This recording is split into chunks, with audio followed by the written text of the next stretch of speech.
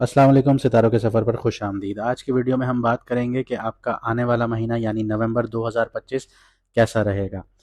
नवंबर में बहुत से प्लैनेट्स जो हैं वो अपनी चालें बदलने जा रहे हैं, स्पेशली सैटर्न बदलने जा रहा है। सैटर्न रेट्रोग्रेड था, कुछ लोगों को ढैया साढ़े साती इनके इफ़ेक्ट्स मिल रहे थे, हालांकि वो साढ़े साती और ढैया से निकल चुके थे।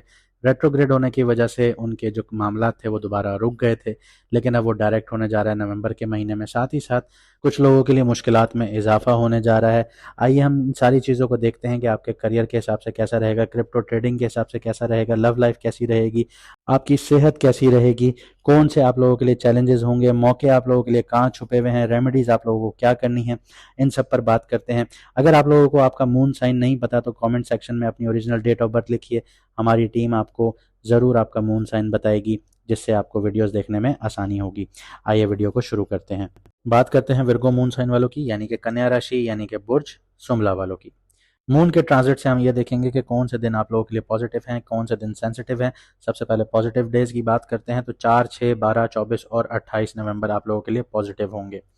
जो दिन सेंसिटिव हैं उनमें थोड़ा सा एहतियात की ज़रूरत है, 8, 15, 20 और 26 नवंबर। तो इन दिनों में कोई भी मीटिंग या कोई भी बड़ा फैसला नहीं लेना आप लोगों ने। काम और पैसे के लिहाज से बात करते हैं तो फुल मून होगा 6 नवंबर को, 9th हाउस में होगा। तो यहाँ पे प्रोफेशनल रिकग्निशन और ट्रैवल रिलेटेड आपकी जो किस्मत है वो खुलना शुरू हो जाएगी। मरकरी रेट्रोग्रेड होगा तो पेपर वर्क, ईमेल्स और डील्स में आप लोगों को थोड़ी सी मुश्किलात देखने को मिल सकती हैं। यहाँ पे लीगल इश्यूज भी क्रिएट हो सकते हैं, तो थोड़ा एहतियात कीजिएगा, सब्र रखिएगा इस टाइम पीरियड में, और जो पेपर वर्क है वो डबल चेक कीजिएगा। जुपिटर का रेट्रोग्रेड होने से फाइनेंशियल आपको मुनाफे तो होंगे लेकिन स्लो होंगे, लेकिन नेटवर्किंग से नई अपॉर्चुनिटीज जरूर मिलेंगी आप लोगों को। 22 नवंबर के बाद सन जो है वो स्कॉर्पियो में होगा, तो यहाँ पे आपकी कम्युनिकेशन और जो पिच प्रेजेंटेशन है वो बहुत स्ट्रांग होना शुरू हो जाएगी। आगे बात करते हैं क्रिप्टो और स्टॉक्स की। तो विर्गो जो ट्रेडर्स हैं उनके लिए ये महीना एनालिसिस प्लस एक्शन का होगा। मरकरी और जुपिटर दोनों रेट्रोग्रेड होंगे, तो यहाँ पे इम्पल्सिव एंट्रीज जो होंगी वो आप लोगों ने अवॉइड करनी है 20 से 24 नवंबर के बीच में।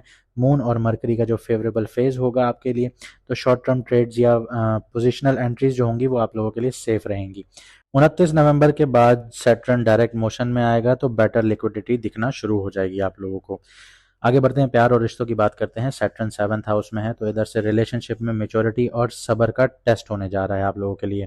फिलहाल सैटर्न रेट्रोग्रेड है तो वो आपको 6th हाउस का इम्पैक्ट दे रहा है, लेकिन जैसे ये डायरेक्ट होगा 29 नवंबर को, तो ये फिर आपके लिए 7th हाउस में इश्यूज क्रिएट करेगा, चाहे वो बिजनेस पार्टनरशिप हो या चाहे आप लोगों के लिए लव पार्टनरशिप हो। तो थोड़ा सा आपको एहतियात करना होगा, चाहे आप बिजनेस करते हैं चाहे आप लव पार्टनरशिप्स में हैं। अभी तो फिलहाल आप लोगों के लिए हल्की हल्की नोक झोंक चल रही होगी, लेकिन ये जो जैसे ही सीधा होगा, डायरेक्ट होगा 29 नवंबर को, तो आपके लिए इश्यूज जो हैं वो क्रिएट होना शुरू हो जाएंगे।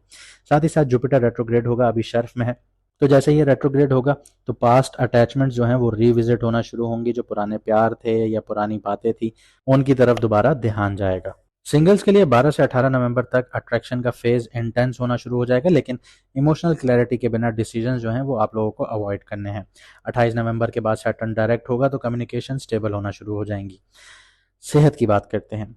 राहु 6th हाउस में, केतु 12th हाउस में। ये जो एक्सेस है ये माइंड बॉडी इम्बैलेंस बना रहा है। यहाँ स्ट्रेस और डाइजेशन इश्यूज जो हैं वो आपको अवॉइड करने के लिए रेस्ट और हाइड्रेशन मेंटेन करनी होगी। मेडिटेशन कीजिए, जर्नलिंग कीजिए, ग्राउंडिंग प्रैक्टिसेस कीजिए, ये आपके लिए हेल्पफुल रहेंगी। साथ ही साथ फुल मून के आसपास यानी 6 से 8 नवंबर के बीच में इमोशनल ओवरलोड से बच के रहना है आप लोगों ने।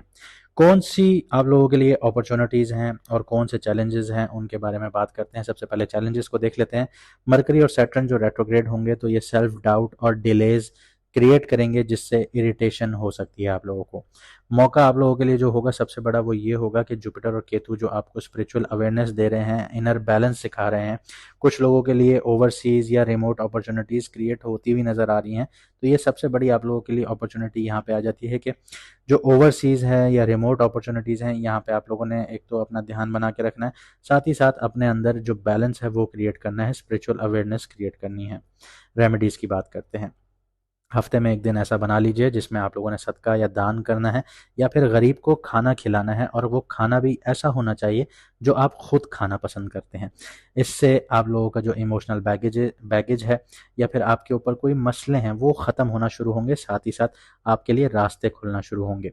सुबह जल्दी उठिए, 10 मिनट का साइलेंस प्रैक्टिस कीजिए, खामोशी से बैठिए, इससे आपका जो माइंड है वो स्टेबल होना शुरू हो जाएगा। उम्मीद करता हूँ आपको वीडियो पसंद आई होगी।